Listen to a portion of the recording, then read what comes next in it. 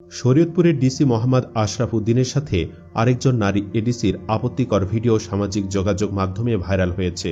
ভিডিওটিতে তার সঙ্গে এক নারীকে অন্তরঙ্গ অবস্থায় দেখা যাচ্ছে। এ নিয়ে দেশজুড়ে চলছে নানা আলোচনা সমালোচনা।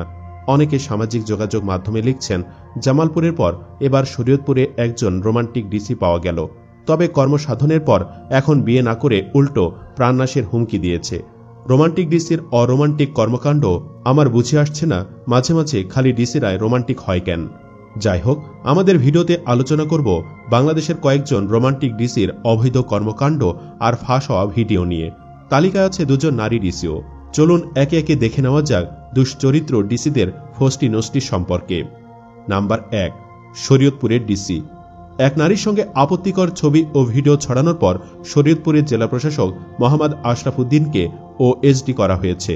শুক্রবার সকালে প্রবাসী সাংবাদিক জাওয়াত নির্ঝর তার ব্যক্তিগত ফেসবুকে জেলা প্রশাসকের আপত্তিকর ছবি ও টেলিগ্রামে ভিডিওটি পোস্ট করেন। ফেসবুক ক্যাপশনে তিনি লিখেছেন, শরীয়তপুরের ডিসি মোহাম্মদ আশরাফ উদ্দিন একজন জনগুরুত্বপূর্ণ সরকারি ব্যক্তি। উনি এই ছবিগুলো নিজেই খুশি মনে তুলেছেন, ভিডিও করেছেন। ছবির বিপরীত নারীকে বিয়ের স্বপ্ন দেখিয়েছিলেন, এখন বিয়ে না করে হুমকি দিচ্ছেন। টেলিগ্রামে পোস্ট করা 57 সেকেন্ডের ভিডিওতে দেখা যায় জেলা প্রশাসক মোহাম্মদ আশরাফ উদ্দিনের শার্টের বোতাম খোলা, খোলা বুকে লাল হলুদ রঙের পোশাক পরা এক নারীকে কোলে নিয়ে চুম্বন করছেন। ভিডিওটির মাঝখানে রয়েছে মোবাইলের ভিডিও কলে থাকা অবস্থায় ওই নারীকে তার বিশেষ অঙ্গ প্রদর্শন করছেন জেলা প্রশাসক আশরাফ উদ্দিন। জেলা প্রশাসন সূত্রে জানা যায়, জেলা প্রশাসক মোহাম্মদ আশরাফ উদ্দিন 2024 সালে 3 নভেম্বর শরীয়তপুরের জেলা প্রশাসক হিসেবে যোগ দেন। 27তম বিশেষ ক্যাডারের কর্মকর্তা আশরাফ উদ্দিন নিউরো ডেভেলপমেন্ট প্রতিবন্ধী ট্রাস্ট এর পরিচালক পদে দায়িত্ব পালন করেছেন। ভিডিওতে থাকা ওই নারীর বাড়ি টাঙ্গাইলে। তিনি স্বামীর সঙ্গে ঢাকার মিরপুর এলাকায় থাকতেন। জেলা প্রশাসক আশরাফ উদ্দিনের বাসাও মিরপুর এলাকায়। স্বামীর সঙ্গে ওই নারীর বিচ্ছেদ হওয়ার পর তিনি টাঙ্গাইলে বসবাস করছেন। Number 2, ADC Sadia Jerin. বাংলাদেশের আরেকজন দুশ্চরিত্রা এডিসি সাদিয়া জেরিন, যিনি স্বামী সন্তান থাকার পরেও শুধুমাত্র পদোন্নতি পাবার আশায় ফষ্টি নষ্টি করতেন। তার বয়ফ্রেন্ড আবার ছিলেন শরীয়তপুরের ডিসি মোহাম্মদ আশরাফ উদ্দিন। শরীয়তপুরের ডিসি আশরাফ উদ্দিন গত নভেম্বরে জেলা প্রশাসক হিসেবে নিয়োগ পান। সেখানে আগে থেকেই কর্মরত ছিলেন এডিসি সাদিয়া জেরিন। ছবিতে যে নারীকে দেখা যাচ্ছে লাল কালারের ড্রেস পরিহিত চুম্বনরত অবস্থায় দেখা যাচ্ছে তিনি হচ্ছেন সাদিয়া জেরিন। তিনি শরীয়তপুরের অতিরিক্ত জেলা প্রশাসক। তার সাথেও সম্পর্কের গুঞ্জন উঠেছে ডিসি আশরাফের। সাদিয়া জেরিন ছাড়াও একাধিক নারীর সাথে ঘনিষ্ঠতা ছিল ডিসি আশরাফ উদ্দিনের। এই সাদিয়া জেরিনও গত নভেম্বরে শরীয়তপুরে নিয়োগ পান। জনগুরুত্বপূর্ণ সরকারি কর্মকর্তা হিসেবে এই দুজনের বিরুদ্ধে ব্যবস্থা নেওয়ার দাবি জানান শরীয়তপুরের স্থানীয় বাসিন্দাগণ। Number 3, ADC Sanjida. আরেকজন দুশ্চরিত্র নারী এডিসি হচ্ছেন এডিসি সানজিদা। স্বামী সন্তান থাকার পরেও তিনি পরকীয়ায় লিপ্ত ছিলেন। ঘটনা 2023 সালের।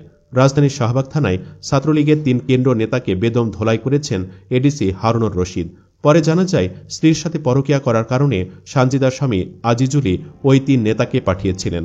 পরে ক্ষুব্ধ হয়ে এডিসি হারুন ফোর্স পাঠিয়ে ওই 3 নেতাকে তুলে নিয়ে গিয়ে ধোলাই করেন।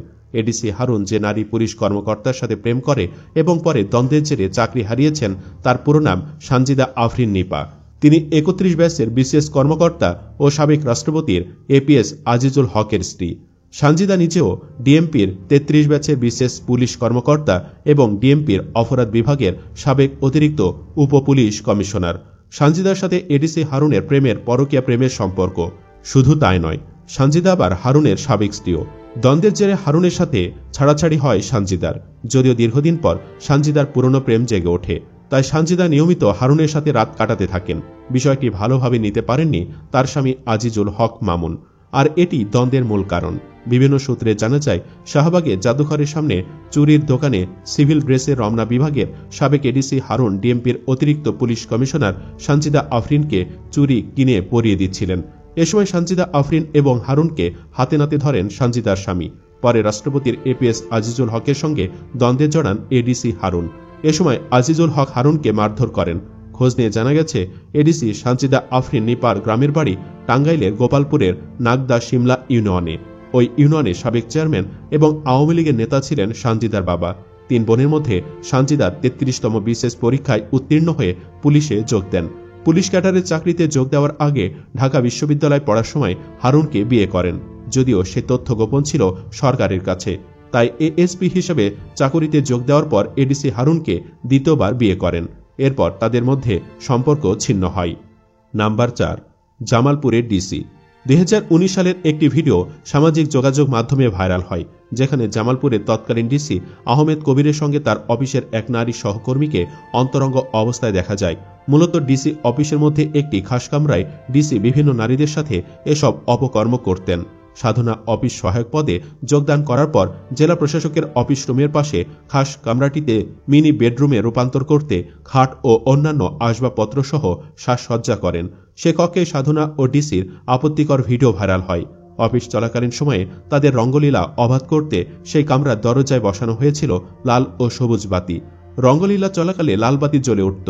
দরজার সামনে দাঁড়িয়ে থাকত বিশ্বস্ত পিয়ন।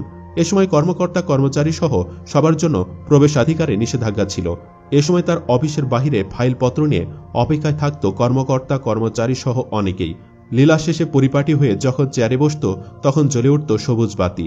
সবুজ বাতি জ্বলে ওঠার পরে শুরু হতো দাপ্তরিক কার্যক্রম। এ নিয়ে ব্যাপক সমালোচনার মুখে তার ব্যবস্থা নেয় জনপ্রশাসন মন্ত্রণালয়। ওই বছরের 25 আগস্ট আহমেদ কবিরকে ওএসডি করে জনপ্রশাসন মন্ত্রণালয়।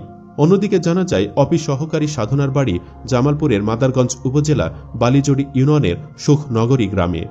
নাম্বার 5, দিনাজপুরের ডিসি মাহমুদুল আলম। 2019 সালে দিনাজপুরের ডিসি মাহমুদুল আলমের সঙ্গে অনৈতিক সম্পর্কে জড়ানোর অভিযোগ তুলেন এক নারী। এক ভিডিও বার্তায় ডিসির সঙ্গে নিজের অনৈতিক সম্পর্কের তথ্য ফাঁস করেন ওই নারী নিজেই। এর মধ্যে সামাজিক যোগাযোগ মাধ্যমে ভাইরাল হয় ভিডিওটি। ভিডিও বার্তায় ওই নারী বলেন, নানা প্রলোভন দেখিয়ে আমার সঙ্গে অনৈতিক সম্পর্ক গড়ে তোলেন ডিসি মাহমুদুল আলম। তার সেই ফাঁদে পা দিয়ে ভেঙেছে আমার সংসার।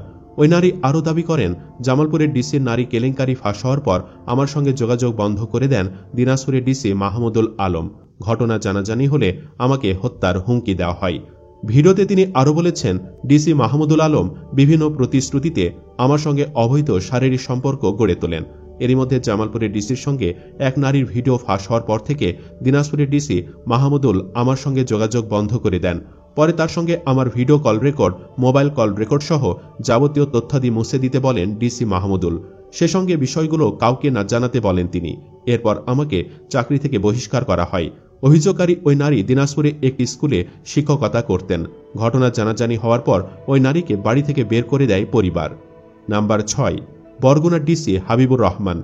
একজন নারীর সঙ্গে অন্তরঙ্গ ভিডিও ভাইরাল হওয়া বরগুনার সাবেক জেলা প্রশাসক হাবিবুর রহমানকে 2023 সালে ওএসডি করা হয়।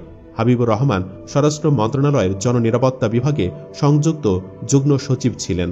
ওই বছরের 16 অক্টোবর বরগুনার সাবেক ডিসি হাবিবুর রহমানের একটি গোপন ভিডিও সামাজিক যোগাযোগ মাধ্যমে ছড়িয়ে পড়ে। ওই ভিডিওতে সাবেক ডিসিকে এক নারীর সঙ্গে অন্তরঙ্গ মুহূর্তে দেখা যায়। এ ঘটনায় বরগুনায় আলোচনার ঝড় তোলে, বিব্রত হয় প্রশাসন। সুপ্রিয় দর্শক, আমরা ভিডিওটির শেষ প্রান্তে চলে এসেছি। পরিশেষে বলতে চাই, ডিসি আশরাফের রুচি যেন ক্ষমতায় নৈতিকতার মৃত্যু। শরীয়তপুরের ডিসি আশরাফ উদ্দিনের শরীয়ত বিরোধী কর্মকাণ্ড প্রমাণ করল, ক্ষমতা কিছু মানুষকে শুধু দুর্নীতিগ্রস্তই করে না, নৈতিকতাও ধ্বংস করে। বিবাহিত হয়েও সহকর্মী এডিসি সাদিয়া জেরিন সহ একাধিক নারীর সাথে অবৈধ সম্পর্ক শুধু পেশাদারিত্বহীনতা নয়, চরিত্রেরও অবনমন। প্রশ্ন জাগে, এত বড় পদ পেয়েও রুচি এত নিচে নামে কিভাবে? নাকি আজকের সমাজে চরিত্রহীনতায় পদোন্নতির সিঁড়ি? আপনি কি চান এডিসিকে শুধু ওএসডি না করে যেন আরও কঠিন শাস্তি দেওয়া হোক? কমেন্ট বক্সে ইয়েস বা নো লিখে জানিয়ে দিন আপনার মতামত। ভিডিও ভালো লাগলে লাইক দিন এবং শেয়ার করুন। আর অবশ্যই চ্যানেলটি সাবস্ক্রাইব করুন। ধন্যবাদ।